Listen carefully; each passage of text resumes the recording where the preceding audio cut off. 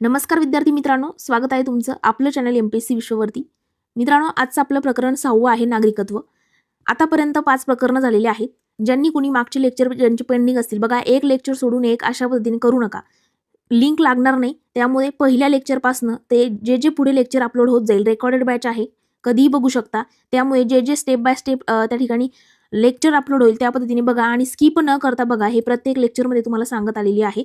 त्या बघा आता तुमचा थोडा वेळ न घेता आपण आपल्या आजच्या लेक्चरला सुरुवात करूया. त्यापूर्वी मित्रांनो, जर तुम्ही इन्स्टावरती असाल तर आपल्या एमपीएससी विश्वला फॉलो करायला विसरू नका. सोबत टेलिग्रामचा ग्रुप सुद्धा जॉईन करून घ्यायचा आहे. टेलिग्राम इतक्या दिवस नव्हतं आपलं, मात्र आता कधी कधी PDF वगैरे ह्या गोष्टी तिकडे मी शेअर करत असते. आणि जेव्हा आपण इकॉनॉमिक्सचे लेक्चर घेऊ त्यावेळेला नवीन आकडेवारी वगैरे हे मी टेलिग्रामवरती टाकेल. त्यामुळे टेलिग्राम जॉईन करायचं आहे आणि तुमच्या मित्रमैत्रिणींना सुद्धा एमपीएससी विश्वबद्दल सांगायचं आहे. चला, पहिला आजचा आपला प्रश्न आहे बघा.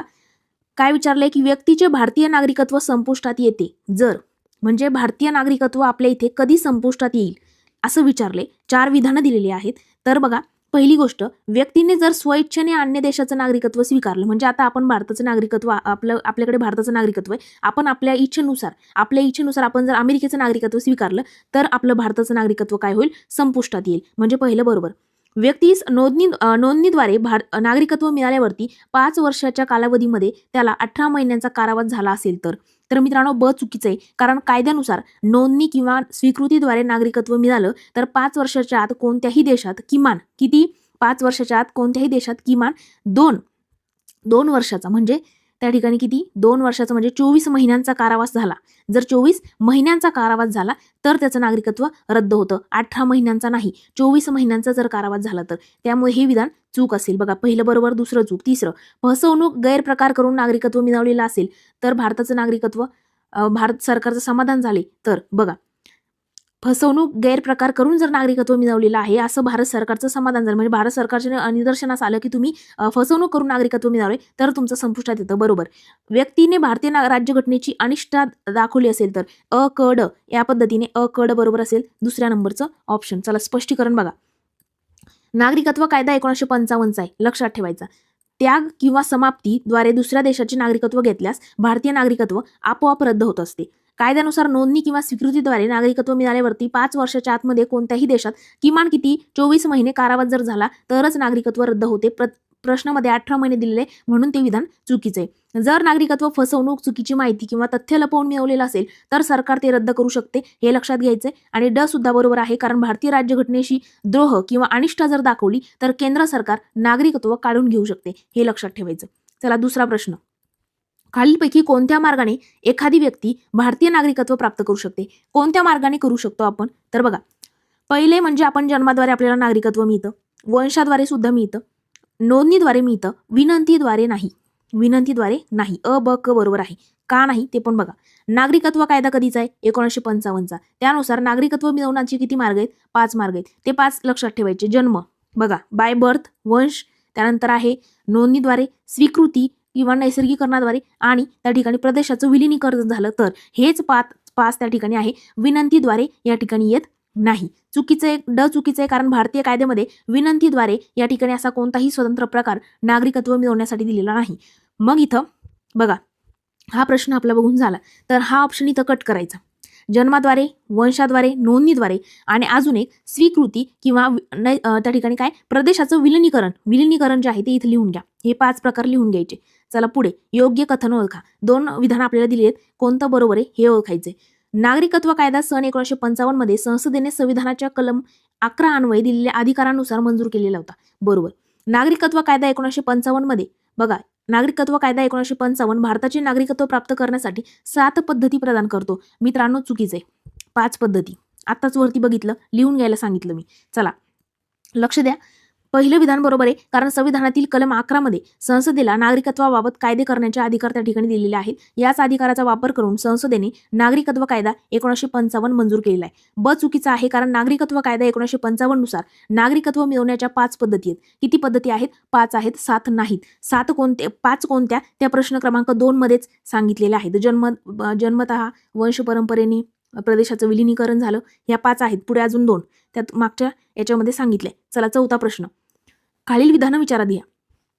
पहिले, भारतीय राज्यघटनेने कॅनडाप्रमाणे एकेरी नागरिकत्व पद्धतीचा स्वीकार केलाय. बरोबर. स्वित्झर्लंड सारख्या इतर संघराज्यानं दुहेरी नागरिकत्व पद्धतीचा स्वीकार केला. दोन्ही बरोबर आहेत.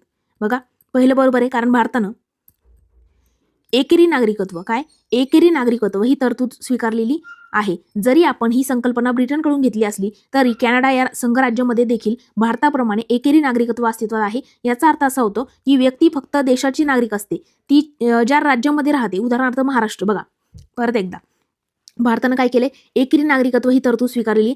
जरी आपण ही संकल्पना ब्रिटनकडून घेतलेली असली तरी कॅनडा या संघराज्यामध्ये देखील भारताप्रमाणेच एकेरी नागरिकत्व असलेलं आहे. त्याचा अर्थ असा होतो की व्यक्ती फक्त देशाची नागरिक असते. काय असते? फक्त देशाची नागरिक असते. ती त्या राज्यामध्ये राहते. जसं आपण महाराष्ट्रात राहतो, त्या राज्याची तिला वेगळे नागरिकत्व मिळत नाही. अमेरिकेमध्ये मिळते, भारतात मिळते का? नाही. बघा अमेरिका आणि स्वित्झर्लंड सारख्या देशांमध्ये दुहेरी नागरिकत्व असते. तिथे बघा तेथील व्यक्ती ही प्रथम त्या देशाची नागरिक असते आणि ज्या विशिष्ट राज्यामध्ये ती राहते त्या राज्याची देखील ती नागरिक असते. आपल्या इकडे असं आहे का? नाही. 1, 2, 4 हे कारण दोन्ही विधाने तांत्रिकदृष्ट्या सत्य, यामुळे फक्त एकच विधान बरोबर किंवा दोन्ही चूक असल्याचे पर्याय नाकारले जातात. हे तर तुम्हाला बेसिक, हे तुम्हाला सांगायची गरज नाही. बघा भारतीय राज्यघटनेचा भाग 2, हे भाग 2 कलम 5 ते 11. भाग 2 कलम 5 ते 11. आता आपण मूळ राज्यघटनेच्या अभ्यासाला सुरुवात केलेली आहे. पहिल्या लेक्चर म्हणजे कालच्या लेक्चरमध्ये आपण भाग 1 बघितला. भाग 1 संघराज्य व त्याचे राज्यकेंद्र, त्यामध्ये कलम 1 ते 4 तुमचे पाठ करून घेतले होते. आठवत असतील तर बघा, 1 राज्यांचा संघ, 2 अस्तित्वात असलेले राज्य, 3 अस्तित्वात नसलेले, अशा गोष्टी मी सांगितल्या तुम्हाला.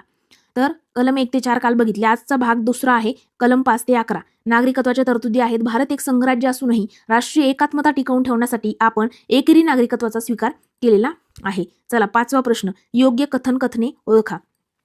पहिलं आहे की नागरिक राज्यामध्ये सर्व नागरी अधिकारांचा उपभोग घेतात. बरोबर. नागरिक राज्यामध्ये सर्व राजकीय अधिकारांचा उपभोग घेतात का? बरोबर. परकीय व्यक्ती राज्यामध्ये सर्व नागरी अधिकारांचा, सर्व नाही. बघा या गोष्टी लक्षात ठेवायच्या. आपल्याला काहीच त्या ठिकाणी नागरिक म्हणजे परकीय व्यक्ती राज्यामध्ये सगळेच अधिकार जे आहे ते वापरू शकत नाही. परकीय व्यक्ती राज्यामध्ये सर्व राजकीय अधिकारांचा उपभोग घेतात का? तर उपभोग घेत नाही. इथं काय दिलंय बघा, नागरी अधिकारांचा, सगळ्या नागरी अधिकारांचा उपभोग घेतात. इथं दिलंय सगळ्या राजकीय अधिकारांचा घेतात. कोण? परकीय व्यक्ती. त्यामुळे हे दोन्ही विधानं चुकीचे आहेत. परकीय व्यक्ती, आता बघा त्या ठिकाणी आपण स्पष्टीकरण बघू. भारताचे नागरिक जे आहेत हे भारतीय राज्याचे पूर्ण सदस्य असतात. त्यांना संविधानाने दिलेली सर्व नागरी आणि राजकीय अधिकार प्राप्त होतात. नागरी पण अधिकार मिळतात आपल्याला, राजकीय पण सर्व अधिकार मिळतात. मात्र परकीय व्यक्तींना सर्व नागरी अधिकार मिळत नाहीत. जसं की कलम 15, 16, 19 मधील मूलभूत हक्क. तसेच त्यांना मतदानाचा अधिकार किंवा सार्वजनिक पदे भूषवण्याचा कोणताही अधिकार नसतो. कोणाला? परकीय व्यक्तींना. आणि आपण जेव्हा मूलभूत हक्क बघू त्यावेळेला मी तुम्हाला सांगेल, कलम 15, 16, 19, 29 आणि 30 हे फक्त आपल्या भारतीय नागरिकांना आहे आणि बाकी मूलभूत हक्क परकीय नागरिकांना पण लागू होतात. अशा पद्धतीने आहे. चला 6वा प्रश्न, नोंदणीकृत पद्धतीनं, कसे? नोंदणीकृत पद्धतीनं भारतीय नागरिकत्व प्राप्त करण्यासाठी खालीलपैकी कोणती आवश्यक पूर्व अट नाही विचारले. कोणती अट नाही? चला, भारतीय नागरिकाशी विवाह असलेली व्यक्ती. बघा आपला भारतीय नागरिक आहे, त्या नागरिकाशी विवाह केलेली व्यक्ती जिचा नोंदणी करण्यापूर्वी 7 वर्ष भारतामध्ये रहिवास असणं आवश्यक असेल. भारतीय नागरिक असणाऱ्या व्यक्तीची अल्पवयीन मुले. आता मित्रांनो इथं आपल्याला अट नाही असं विचारले. बघा असा प्रश्न टॅकल कसा करायचा. नोंदणीकृत पद्धत असते. आपण 5 पद्धतीने नागरिकत्व मिळवू शकतो. त्यापैकी एक आहे नोंदणीकृत पद्धत. या नोंदणीकृत पद्धतीमध्ये भारतीय नागरिकत्व प्राप्त करण्यासाठी खालीलपैकी कोणती आवश्यक पूर्व अट नाही. म्हणजे आधी आपण काय करायचं, नोंदणीकृत पद्धतीमध्ये असणाऱ्या अटी कोणत्या आहेत या 4 ऑप्शनमध्ये त्या बाजूला काढू. पहिली अट आहे भारतीय नागरिक असणाऱ्या व्यक्तीची अल्पवयीन मुले. ही पण अट आहे. भारतीय राज्यघटनेतील 8व्या परिशिष्टामध्ये मान्यता दिलेल्या भाषांपैकी एखाद्या भाषेचं पुरेसं ज्ञान. हे नाही. आणि भारतीय वंशाची व्यक्ती जी भारताबाहेर इतर कोणत्याही देशामध्ये या ठिकाणी वासत. आता अट नाही असं विचारलं. ह्या तिन्ही अटी त्याच्यामध्ये आहे नोंदणीकृत पद्धतीमध्ये. तिसरं फक्त क ही अट त्याच्यामध्ये समाविष्ट होत नाही. चला आपण स्पष्टीकरण बघू. अ, ब, ड या तिन्ही अटी ज्या आहेत भारतीय नागरिकत्व कायदा 1955 कलम 5 नुसार नोंदणीद्वारे नागरिकत्व मिळवण्यासाठीच्या अटी पूर्तता आवश्यकता आहे. बघा कलम 5 ते 11. कलम 5 ते 11. कलम 5 मध्ये नोंदणीद्वारे जे नागरिकत्व आपण मिळवतो त्याच्या ह्या सगळ्या अटी आपण अ, ब, ड बघितल्या. मात्र क ही अट त्याच्यामध्ये नाही. भाषेचं ज्ञान असण्याची अट ही स्वीकृतीद्वारे नागरिकत्व मिळवण्यासाठी असते, नोंदणीद्वारे पद्धतीसाठी नाही. आता इथे एक गोष्ट लक्षात ठेवायची. आपण 5 पद्धतीने त्या ठिकाणी नागरिकत्व मिळवतो. तर वंश परंपरेने, स्वीकृतीद्वारे आणि त्या ठिकाणी नोंदणीद्वारे. तर स्वीकृतीद्वारे मिळवण्यासाठी आणि नोंदणीद्वारे मिळवण्यासाठी. तर मित्रांनो, भाषेचं ज्ञान कशासाठी आवश्यक आहे, तर स्वीकृतीद्वारे नागरिकत्व मिळवण्यासाठी असतं, नोंदणीद्वारे पद्धतीसाठी नाही. चला पुढे. नागरिकत्व कायदा 1955 अन्वये भारतीय नागरिकत्व मिळवण्याचे मार्ग कोणते? कोणते मार्ग आहे? जन्मानं मिळवू शकतो, वंश परंपरेनं मिळवू शकतो, नोंदणीद्वारे मिळवू शकतो, स्वीकृतीनं आणि क्षेत्र विलिनीकरणाद्वारे. सगळी विधानं बरोबर आहेत. कारण